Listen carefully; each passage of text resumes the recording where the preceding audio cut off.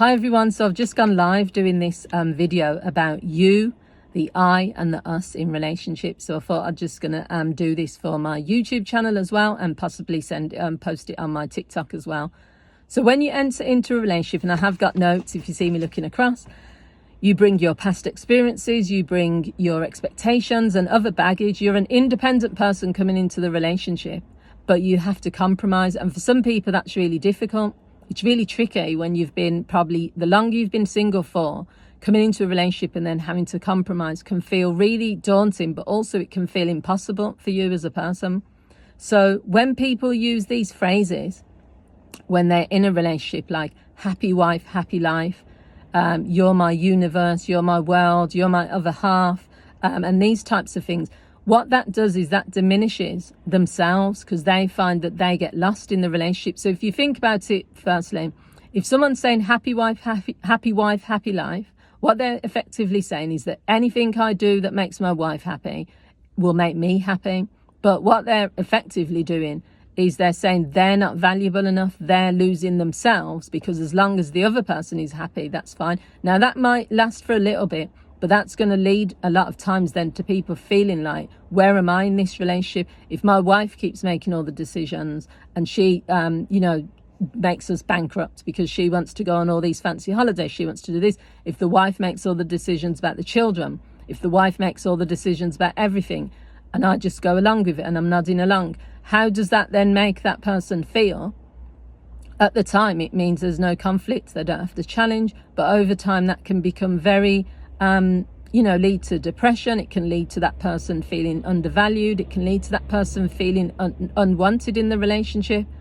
It's the same as when someone regards someone as their other half. If you're saying that you are only half a person and it takes another person to complete you, then what you're effectively saying is that you're not a complete person. And there was a post on Facebook recently where someone put, if you're single, do you not feel complete until you have a man? And some of the people in the comments were saying, I feel my husband, until I get a husband, I'm not going to feel complete. And I put that in a relationship, I'm happy. And I recognize, the importance of relationships as well. But when I'm single, I still feel complete within myself, because I'm a whole person. I don't feel like I'm half a person and I'm missing something. But yeah, it's things like that to think about. Because in a relationship, you don't want to lose your voice, but at the same time, you want to make sure you can't continue in the same way as you did when you were single, because that's not going to work either. So the I, you and us model means that you understand your own needs and you voice those needs. You're quite clear with your partner, this is what I need. You also put yourself first at times when you need to. If you came into that relationship and you was doing something that made you feel happy, and if your partner was doing something that made them feel happy, maybe once a month they go out with their friends for fishing trips or whatever it is. If you stop the person in your relationship doing what makes them feel happy, that is coming from insecurity. That is you saying, basically, I'm scared, I'm fearful that if they do this activity that they were doing before me, that they're going to cheat, or I'm scared that they're going to enjoy it so much they're going to forget about me or whatever it is. But you have to realize, if you keep putting controlling behaviors in place, saying to someone, I don't want you drinking down the pub anymore, or I don't want you doing this, you're making that person feel like now that they've joined this relationship, it's become a dictatorship. Now, the other alternative, which is another thing, is either accepting your partner as they are, but if you don't accept certain things about your partner, take action. Now, the action isn't telling them what they need to do. The action is you deciding, okay, I don't want to be in this relationship anymore. Too many people are in relationships where they're complaining all the time about their partner, but if you don't like something your partner's doing and they're deciding that they're not going to change that, that's because that's a decision they're making, that no, I don't want to do what you're asking me to do. Then all you need to do is decide, can you accept that maybe they're never going to do what you ask? And can you can then leave? The onus is on you as a person to make that decision. If you can't accept that person and look at then breaking your conditions of what you feel are important, you can leave. So the other thing is to consider what thoughts and relationships benefit the relationship as a whole. That's the us.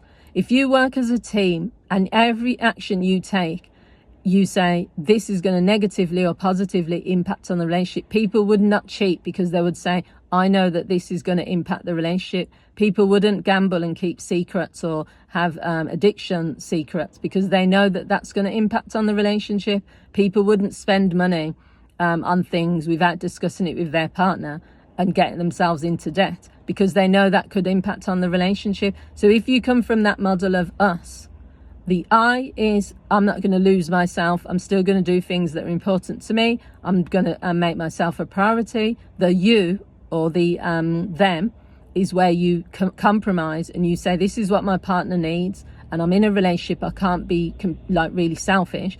And then the us is we're working as a team.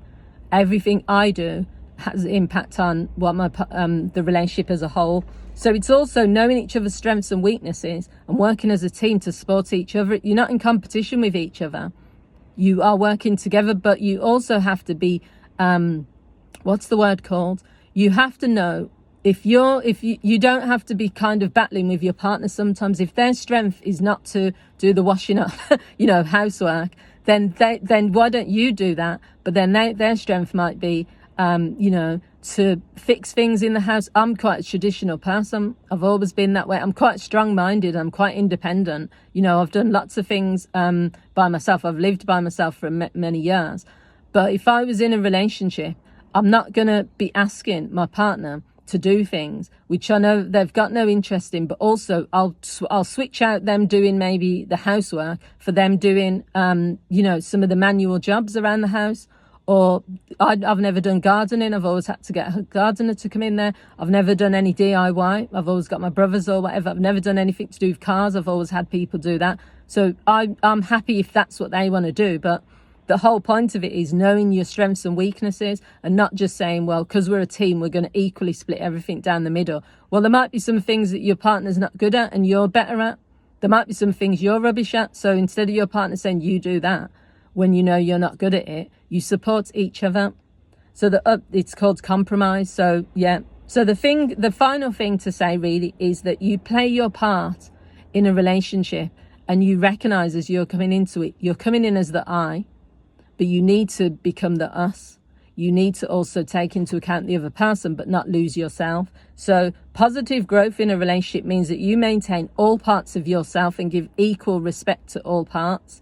Respect and accept all parts of your partner. If you're not able to, then decide what action you will take.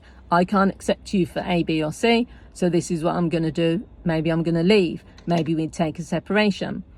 Then you grow and adapt to the relationship as it changes. So that means as you age, you grow and adapt. You evolve. You don't start saying, well, when we were together 15 years ago, we did this. You say, well, now that we're together and we're no longer doing those things, let's talk about it. If you have children, you adapt. If someone starts working or becomes unemployed, you adapt. If the education comes into it, so someone might have to take some time out to study, you adapt. Financially, you adapt. So all you're really doing overall is you're not losing yourself, but you're also learning to compromise. So I'd love to hear what you guys think about this. Thanks for watching. Please feel free to share this with others if you feel they'll benefit, and I'll speak to you soon. Bye.